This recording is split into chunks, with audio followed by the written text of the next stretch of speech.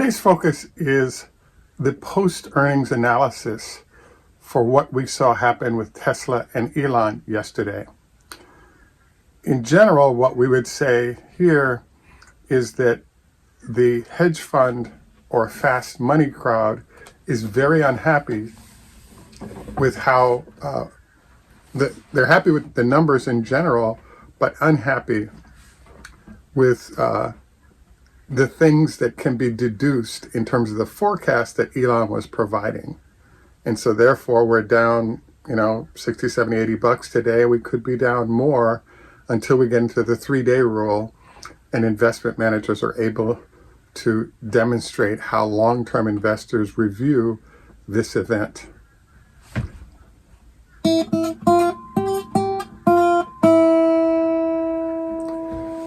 This is Greg for Teslafaninsight. Thanks once again for joining us. If this is your first time, welcome. If you're a repeat visitor, welcome back. We also want to thank our Patreon supporters. If you enjoy the show, would like better information on investing and trading, please join us. We have a show on a daily basis for those of you managing your portfolio and would like to get better returns. And we'll do a brief sort of dialogue on that today as well in terms of some sort of trading ideas to consider. We also wanted to thank those of you who choose to like and subscribe. And a vote on our musical intro is always appreciated. Yes or no, not a big deal. You just voice your opinion. Always appreciated. So, as you know, Elon came in yesterday. The profit and earnings were records for the company, as we predicted. That was sort of a no-brainer, the number part of this whole thing, because we already had the production numbers and we could extrapolate what those details were at a time, so we're fine there. So as we discussed yesterday, where we were at is we were like, hey, the what happened currently and backwards on the quarter is fine. The question is, how does the forecast look? So the answer to this in my mind is there's a concept in business called UPOD, which stands for under promise, over deliver. What a stock price at Tesla's level, people are looking for to be comfortable at $1,000, $1,200, $400, $300 a share, is what they wanted to hear was Elon say, look, we're definitely going to do 2 million vehicles this year. And not only are we going to do 2 million vehicles, but if Germany and Austin ramp, by the middle to latter part of the year, we're hunting for 2.5 to 3 million vehicles.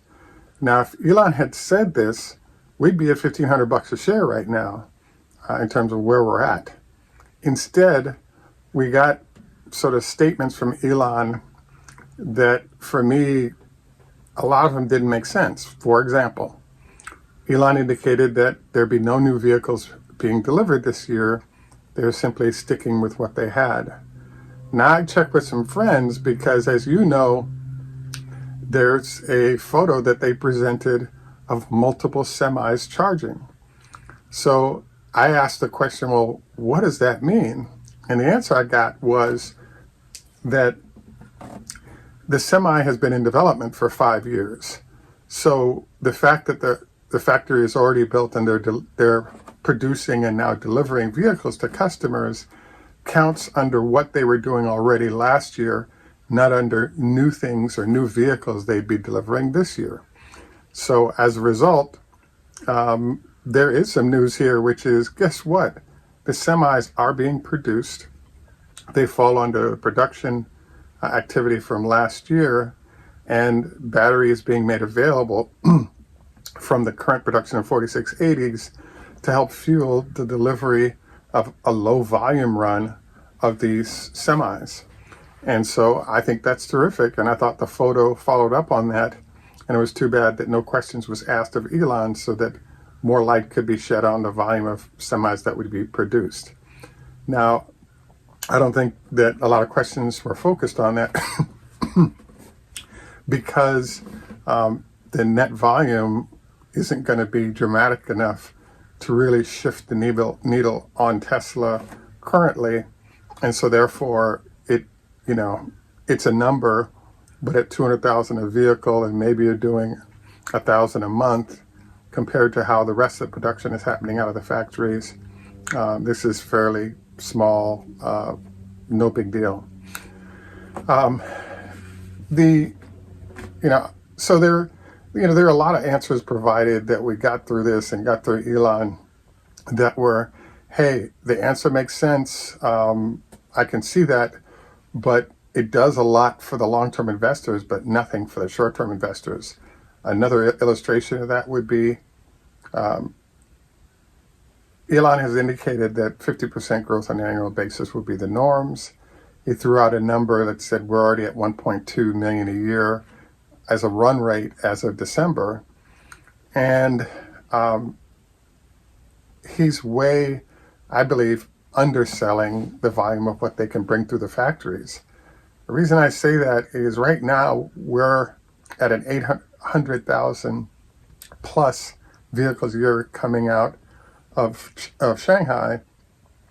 And if you spend another $200 million and add 3,000 employees, just Shanghai should do 1 million, maybe 1.1 million vehicles this year by itself.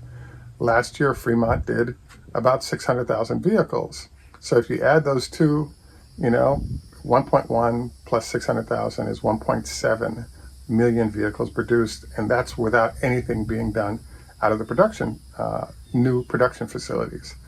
So this, for me, was a disappointment, because if the market is looking for you to at least minimum hit 2 million and you're talking about 1.2, he indicated that they would comfortably exceed the 50% growth target that he put out there. And frankly, for the short-term investors, that's just not good enough. It just barely gets there. And then he added a label on the back end of that saying, we would have done better on our production were it not for supply chain challenges. And the main challenge currently is the production of chips that would go into the vehicle. Even though they've swapped out or reprogrammed to use chips that are more abundantly available, they're still having challenges getting volume that they'd like to have. So I thought, this is another example. Another example of the good for long-term investors, bad for short-term investors, is his comments about the fact that Austin had begun production. They now have vehicles being produced. The suggestion we were getting is something like, 10 to 15,000 a week, and those vehicles are being produced and then shipped overnight to storage facilities closer to customers. Once, and as you may recall, the way they did it in Shanghai was they shipped a bunch of vehicles into position proximate to customers.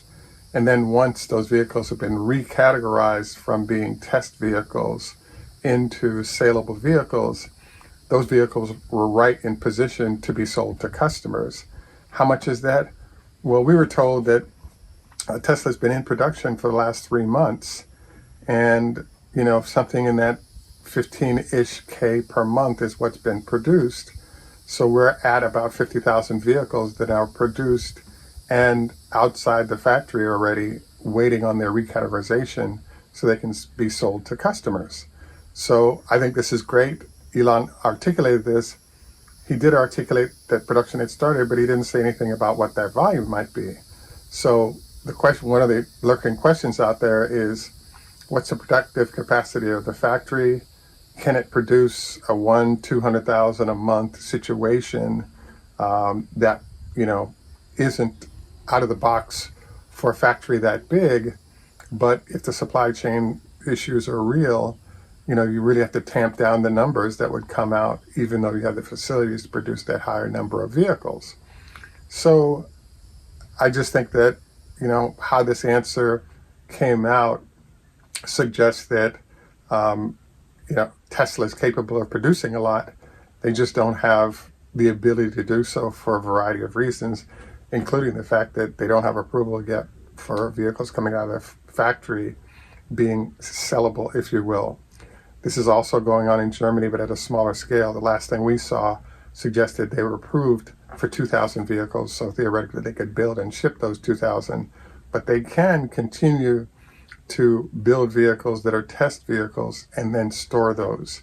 So in theory, it's our belief that between the two factories, we're at least at 100,000 vehicles produced in the ballpark already, and that something in now 20-ish, 20 to 40,000 vehicles a month is in production from both facilities. What this lands us in there is Germany is obviously going to delay for at least another month or two before those vehicles can be sold. So hopefully they show up in the numbers for this quarter. But Austin, we believe, will be allowed to recategorize those vehicles and have another 50,000, maybe even 100,000 vehicles hit by, let's say, mid to late February when this thing opens. And those are really going to juice the quarterly numbers and systematically the annual numbers to really help the stock. So where I'm going in this talk is the fact that Tesla has the ability in the factories now, as well as technique, switching semiconductors from one use to another through reprogramming to continue to produce. It's my belief that Elon really likes the fact that he consistently under targets what the numbers might be, and then he exceeds those numbers, and the result is surprised analysts. But this routine is kind of a drag because it results in the stock really lagging, and you have to rely on the research capabilities of the large investment houses and their analysts to really get your arms around how and what Tesla's going to be doing successfully.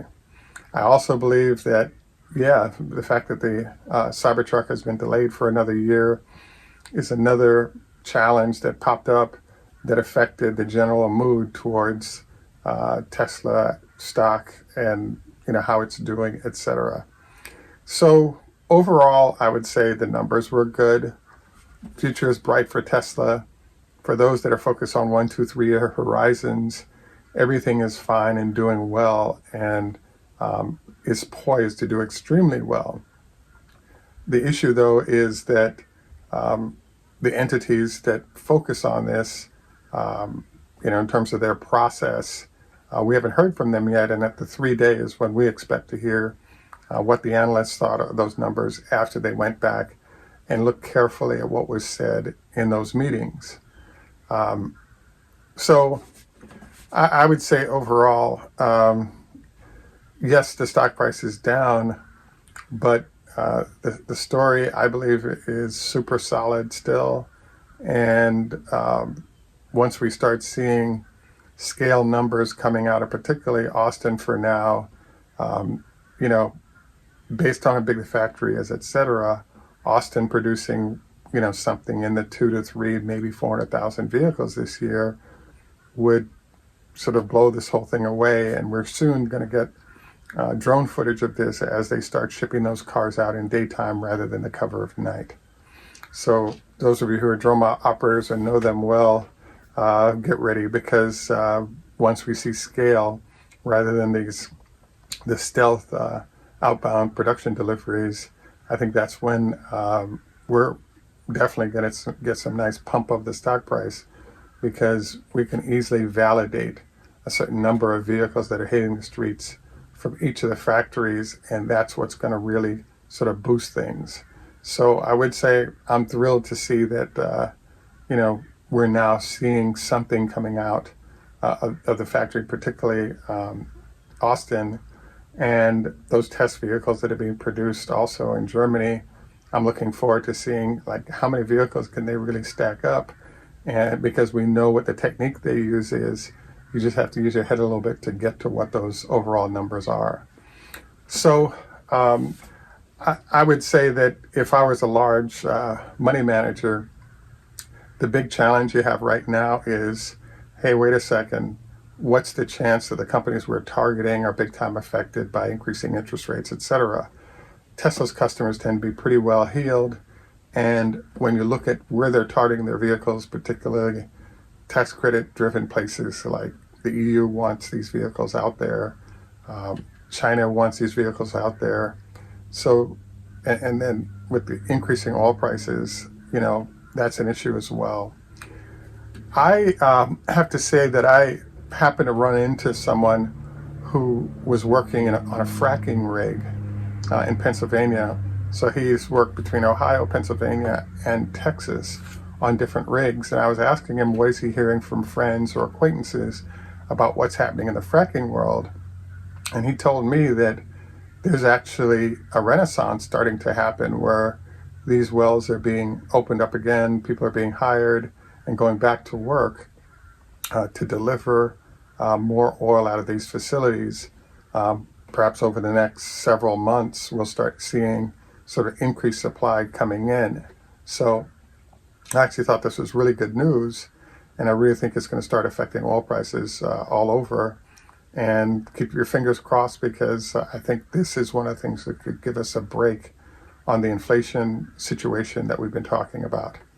So as I said, I think the numbers were good from Tesla as we knew. The big challenge was, would Elon say something that would be detrimental to sort of prosperity for the company? And I really think that he set a fairly cautionary tone.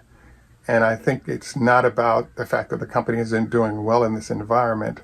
It's that he really enjoys sort of setting a low bar and then blowing that away with what they're doing. And, 1.2 million, even putting that out there, I think is completely nuts, because that number is 200,000 vehicles less than, what the plan is for this year. And so what the plan is that we can actually see in terms of numbers being produced from China and Fremont. So we look forward to your comments on all of this, and we also look forward to seeing the 3-day rule impact this big time and getting us some nice move up for the stock. Just a reminder, we have some SpaceX shares. If there's interest, you can email us at the address below. Also wanted to note that we have our health tip at this point as one of our usual. I have to say that I did the challenge I talked with you about on the no bread or carbs for a couple of weeks, and it worked dramatically. Definitely affected things. Working on how to maintain it as the norm rather than sort of back and forth, because I can definitely feel the impact physically.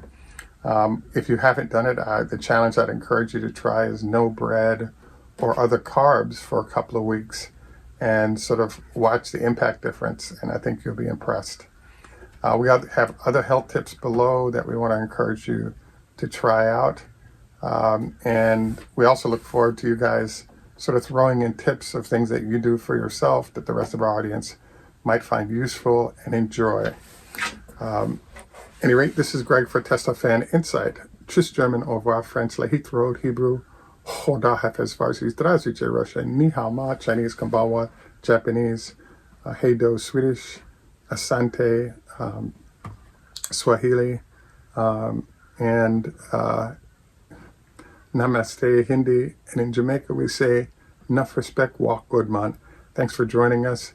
Have a great day, and we look forward to your comments.